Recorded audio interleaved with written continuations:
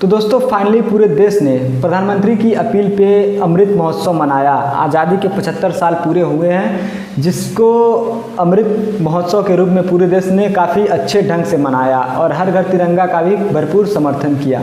फिर से एक बार देश के प्रधानमंत्री ने देश को संबोधित किया लाल किले के प्राचीर से, और उस संबोधन में देश के प्रधानमंत्री ने कुछ ऐसी बातें बोली जिन बातों से भारतीय जनता पार्टी को उन्होंने एक तरह से आईना दिखाया है। यानी कि जिस तरह बीजेपी काम कर रही है देश में, उसको ही प्रधानमंत्री ने आईना दिखा दिया, अपनी ही पार्टी को एक आईना दिखाया है कि हाँ देश में ये सब करना चाहिए या फिर ये नहीं करना चाहिए। तो आइए कुछ बातों पे फोकस करते हैं उन्होंने आज के स्पीच में 5 प्रण लिए, यानी कि 5 जो संकल्प लिए हैं। आज की वीडियो में हम इसी पे बात करेंगे कि ये 5 संकल्प क्या हैं। तो आइए प्रधानमंत्री जी के पहले संकल्प को सुनते हैं। दोस्तों देश के प्रधानमंत्री जी के पहले संकल्प को आप ध्यान से सुनिए, जरा ध्यान से सुनिए वो क्या कहना चाहते हैं। तो पहला प्राण विकसित भारत, अब उससे कुछ कम नहीं होना चाहिए। और ये जो वादा है उनका, ये जो संकल्प है उनका, ऐसे संकल्प वो बार बार लेते हैं। आपको याद होगा कि आज से करीब 3-4 साल पहले उन्होंने एक संकल्प लिया था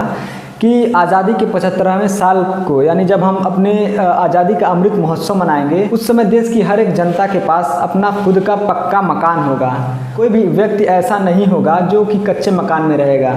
मैंने व्रत लिया है, संकल्प किया है कि 2022 आजादी के 75 साल होंगे, तब तक हिंदुस्तान में एक भी परिवार ऐसा नहीं होगा जिसका अपना खुद का पक्का घर नहीं होगा। और भी वादे किए थे उन्होंने ये भी बोला था कि आने वाले 15 अगस्त 2022 को हर एक किसान की आय जो है वो दोगुनी कर देंगे। तो ऐसे वादे बहुत ज़्यादा करते हैं वो।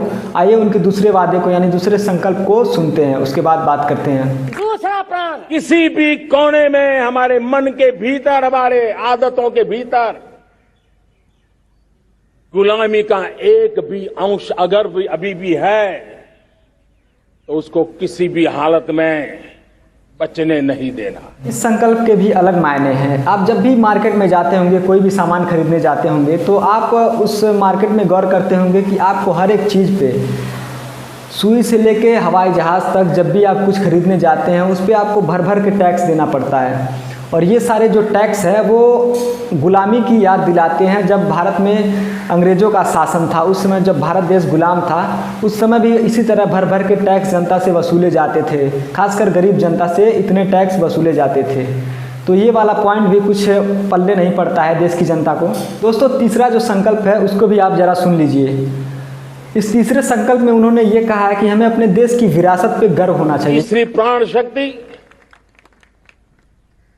हमें हमारी विरासत पर गर्व होना चाहिए। तो विरासत की बात को थोड़ा साइड में रखिए। आज हालात ऐसे हैं कि भारतीय जनता पार्टी के ही कार्यकर्ता जो हैं वो नेहरू और गांधी को गाली देने से भी बाज नहीं आते। तरह तरह की बातें उनके खिलाफ की जाती हैं। तो यहाँ विरासत पे गर्व करने की बात कहाँ से आ गई। तो देश के प्रधानमंत्री चौथा प्रण ये लेते हैं, यानी चौथा संकल्प उनका ये रहता है कि देश की जनता को आपस में मिलजुल के रहना चाहिए, यानी कि देश में एकता होनी चाहिए। चौथा प्राण, एकता और एकजुटता। आपको याद होगा कि आज से करीब कुछ महीने पहले जब उत्तर प्रदेश में राज्यसभा के चुनाव हुए थे, उस समय उत्तर प्रदेश के चीफ मिनिस्टर जो कि भाजपा से आते हैं, उन्होंने डायरेक्ट सीधे तौर पे ये कहा था कि ये जो चुनाव है वो 80 और 20% का है, यानी कि 80% आप हिंदुओं को ले लीजिए और 20% मुसलमानों को ले लीजिए।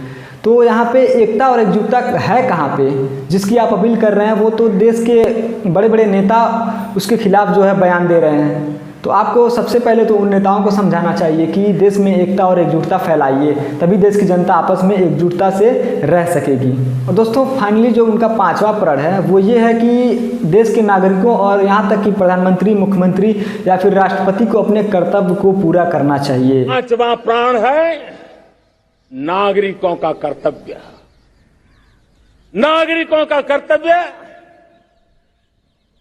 जिसमें प्रधानमंत्री भी बाहर नहीं होता है, तो दोस्तों, किसी भी देश के प्रधानमंत्री, राष्ट्रपति या फिर किसी स्टेट के चीफ मिनिस्टर का क्या कर्तव्य होता है? उनका तो यही कर्तव्य होता है कि देश के विकास में आपका योगदान रहे और देश आपकी वजह से तरक्की करे, या फिर देश के जनता जो है वो गरीबी से ना जूझे, या फिर देश के युवा जो बेरोजगार घूम रहे हैं उनको आप रोजगार दीजिए, जिससे देश के विकास में तरक्की होगी और देश जो है विकसित होने के कगार पर रहेगा। तो कुल मिला के ये पांचों जो संकल्प थे उनसे फाइनली ये रिजल्ट निकलता है कि देश के प्रधानमंत्री ने खुद एक तरह से भाजपा को ही आईना दिखाया है, क्योंकि भाजपा ने खुद ही इन 5 संकल्पों पे काम नहीं किया। आप देख लीजिए बेरोजगारी कितनी है, देश में हिंदू और मुसलमान के नाम पे दंगे कितने हो रहे हैं, और भी बहुत सारी बातें हैं जिनसे भाजपा जो है वो खुद इत्तेफाक रखती है। तो आज की वीडियो में बस इतना ही। धन्यवाद। वीडियो अगर अच्छी लगी तो वीडियो को लाइक और शेयर ज़रूर कर दीजिए और अपने राय को कमेंट ज़रूर कीजिएगा। धन्यवाद।